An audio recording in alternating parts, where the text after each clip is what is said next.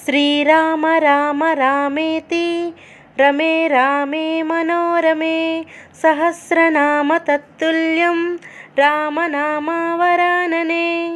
జై శ్రీరామ్. అందరికీ శ్రీరామనవమి శుభాకాంక్షలు. శ్రీరామనవమి రాగానే అందరింట్లో పండుగ వాతావరణం చోటు చేసుకుంటుంది. ప్రతి ఒక్క ఇంట్లో రాములవారి కళ్యాణం జరుపుకుంటారు. శ్రీ మహావిష్ణువు 10 అవతారాలలో 7వ అవతారమే శ్రీరాముని అవతారం. శ్రీరాముడు వసంత ఋతువులో చైత్రశుద్ధ నవమి గురువారం రోజున పునర్వసు నక్షత్రం కర్కాటక లగ్నం అభిజిత్ ముహూర్తంలో మధ్యాహ్నం 12 గంటలకు జన్మించినట్లు మన పురాణాలు చెబుతున్నాయి. అందువలన మన హిందువులు శ్రీరామనవమి కళ్యాణం జరుపుకుంటాము.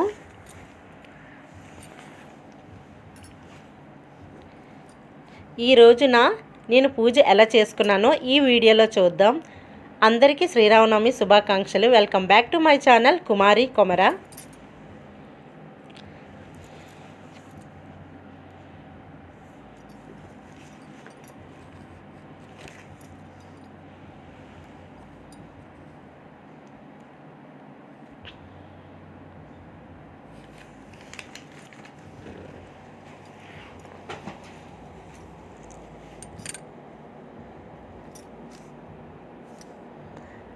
ఈరోజు మన ఇంట్లో ఒక పీట వేసుకొని బియ్యం పిండితో ముగ్గు పెట్టుకోవాలి.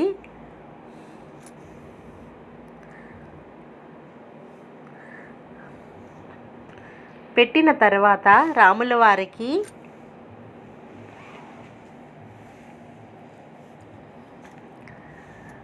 బొట్లు, కుంకుమ బొట్టు, గంధం పెట్టుకోవాలి.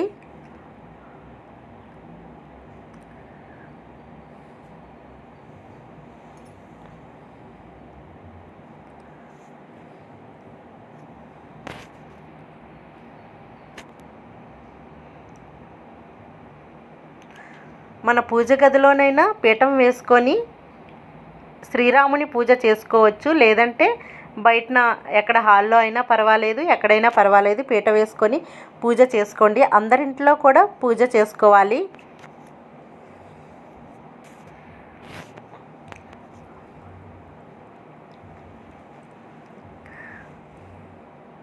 ఇప్పుడు వెంకటేశ్వర స్వామికి గంధం పెట్టుకొని ఆ తర్వాత కుంకుమ బొట్లు పెట్టాలి.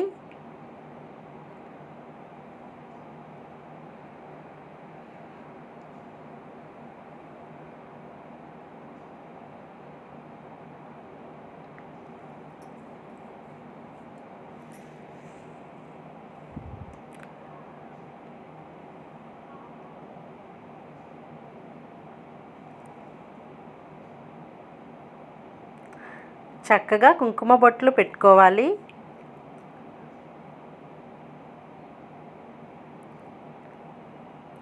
సీతమ్మ వారికి మనం గోరంత పసుపు కుంకుమలు ఇస్తే మనకి కొండంత సౌభాగ్యాన్ని ఇస్తారు.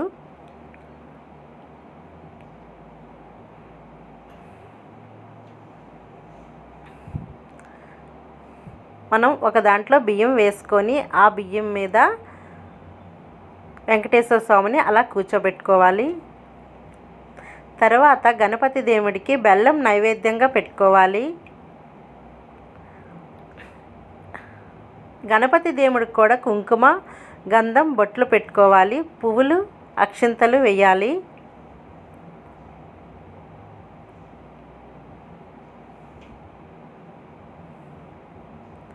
ఈ పూజ చేయడం వల్ల మనకి సౌభాగ్యాన్ని ఇస్తుంది సీతమ్మవారు.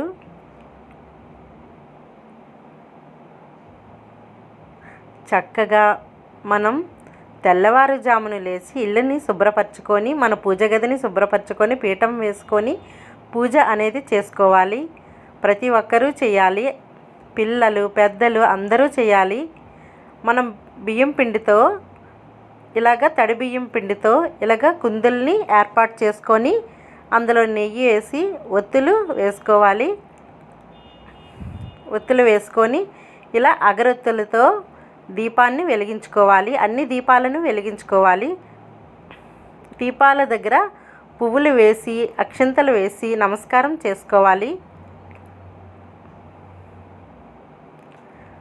ఆ బియ్యం పిండి దీపాలని అలా తమలపాకు పైన ఉంచుకోవాలి.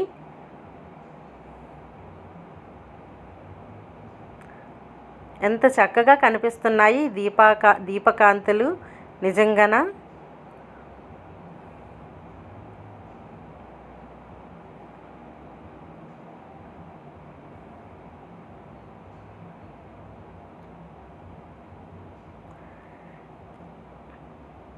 ఈ రోజున అందరికీ కూడా చాలా మంచి రోజండి. అందరూ చాలా సంతోషంగా ఉంటారు. శ్రీరామనవమి అంటే చాలు ఒక్కరోజు పండగ ఎన్నో రోజు పండగలా ఉంటుంది.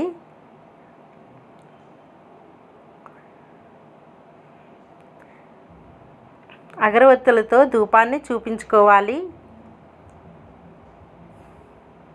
మనందరం ఎంతో సంతోషంగా ఉంటాము ఈ పూజ చేసుకోవడం వలన. మా తోటలో పూసిన కనకాంబరాలు కొంచెం వెంకటేశ్వర స్వామికి ఉంచుకున్నాము. ఎంతో చక్కగా అలంకరణ చేయాలి. ఎందుకంటే మనకు ఉన్న దాంట్లోనే అలంకరణ అనేది చేయాలి.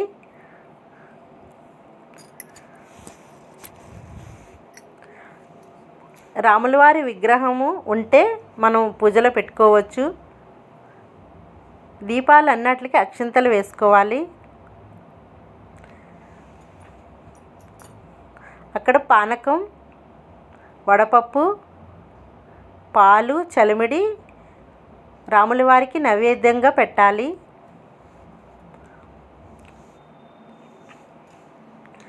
నైవేద్యంగా పెట్టిన తర్వాత పూజ అంతా అయిపోయాక మనం పానకం అనేది తీసుకోవాలి.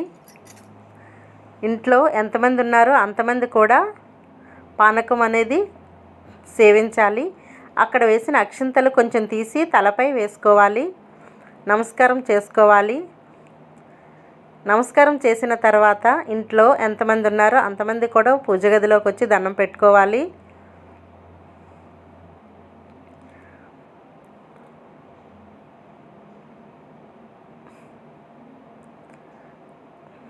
ఈ పూజ చేసిన తర్వాత అందరూ బాగుండాలి, అందులో మనం ఉండాలి. ఇప్పుడు ఆరతి ఇచ్చుకుంటున్నాము.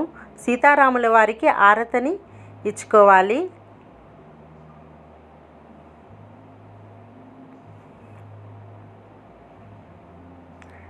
సీతారాముల కళ్యాణం చూతము రారండి అంటూ మన ఇంట్లో ఈ పూజ అయిపోయిన తర్వాత ప్రతి ఒక్కరు వెళ్ళండి, గుడికి వెళ్ళి అక్కడ కళ్యాణాన్ని కనులారా చూడండి, ధన్యులవ్వండి. ఎందుకంటే ఆ కళ్యాణం చూడడంతోటే మనకి అంత మంచి జరుగుతుంది. నా వీడియో అందరూ చూస్తూ వెళ్ళిపోతున్నారు, లైక్ చేయట్లేదు. దయచేసి నన్ను సపోర్ట్ చేయండి. అందరికీ నమస్కారం అండి.